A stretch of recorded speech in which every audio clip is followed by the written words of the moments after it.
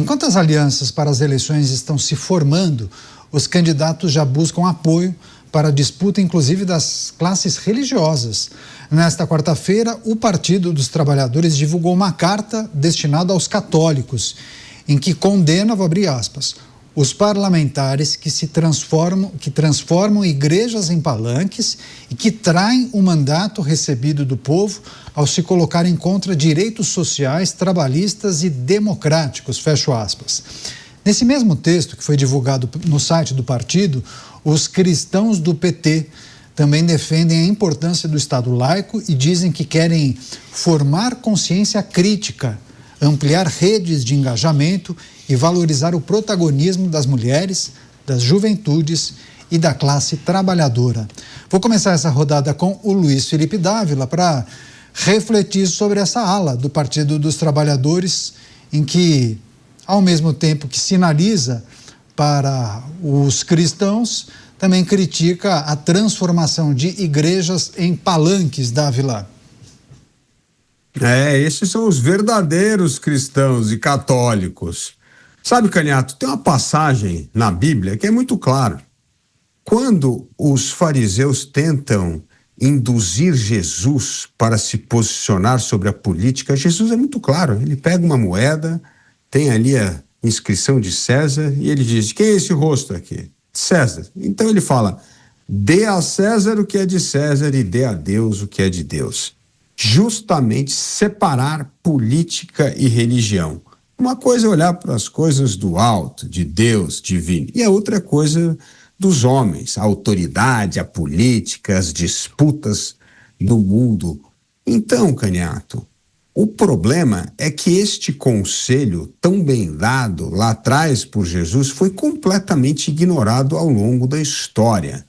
Sempre que há uma oportunidade e há essa combinação de religião com poder, o problema é um desastre, tanto para a religião quanto para o poder.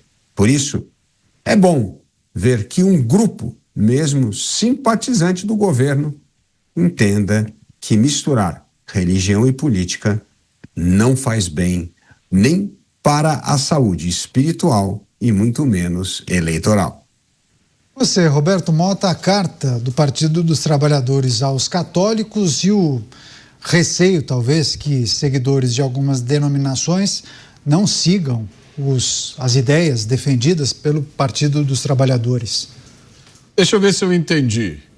Petistas invocando a religião, se identificando como católicos, fazem uma carta dizendo que não se deve misturar política com religião. Entenderam? Pois é. Eu defendo o ponto de vista de que não há como ser cristão e esquerdista ao mesmo tempo. Porque os fundamentos do esquerdismo são contrários aos fundamentos do cristianismo. Eu tenho vários artigos explicando isso. No meu próximo livro, vou falar sobre isso em detalhes. Agora, tem uma coisa curiosa. A melhor análise dessa carta dos católicos do PT, ou dos petistas que se identificam como católicos, foi feita por um advogado, Maurício Pierre, numa postagem no X hoje. O Maurício aponta uma coisa curiosa. A carta dos católicos do PT começa citando o versículo João 10:10. É assim que eles citam: eu vim para que todos tenham vida e a tenham em abundância. E soa muito bonito, não soa? Só que esse não é o versículo inteiro. Se vocês abrirem a Bíblia, no versículo João 10:10, o texto completo é esse: o ladrão não vem senão para roubar, matar e destruir. Eu vim para que tenham vida e a tenham em abundância. Eles cortaram o ladrão e deixaram só a abundância. Deixa eu chamar o Bruno Musa também para trazer sua percepção a respeito de algo que já está colocado, né? Uma preocupação do Partido dos Trabalhadores para uma predileção dos seguidores de algumas igrejas a outros candidatos, a outros partidos. talvez não veem no Partido dos Trabalhadores como o melhor representantes das suas agendas. E me parece um pouco em cima da hora para tentar dissuadir as pessoas que seguem as igrejas agora de abandonar esses partidos, essas figuras e seguir a caminhada com o PT, né? Me causa estranheza também o Lula criticar a formação de palanques quando ele faz palanque em qualquer canto ao longo da sua história, né? Até nos lugares menos convenientes possíveis. Muitos lembram disso. Bom, eu concordo muito. Um ponto importante que o Mota colocou é o seguinte: quando você olha uma pessoa que acaba votando no Lula, no PT, ali é o reflexo, é o sintoma de uma personalidade. Quais valores você acredita? O que você defende? Como você quer um projeto? São projetos de poder, projetos completamente antagônicos a outros valores. Então, esse é o resultado, é o sintoma do que você é e do que você acredita.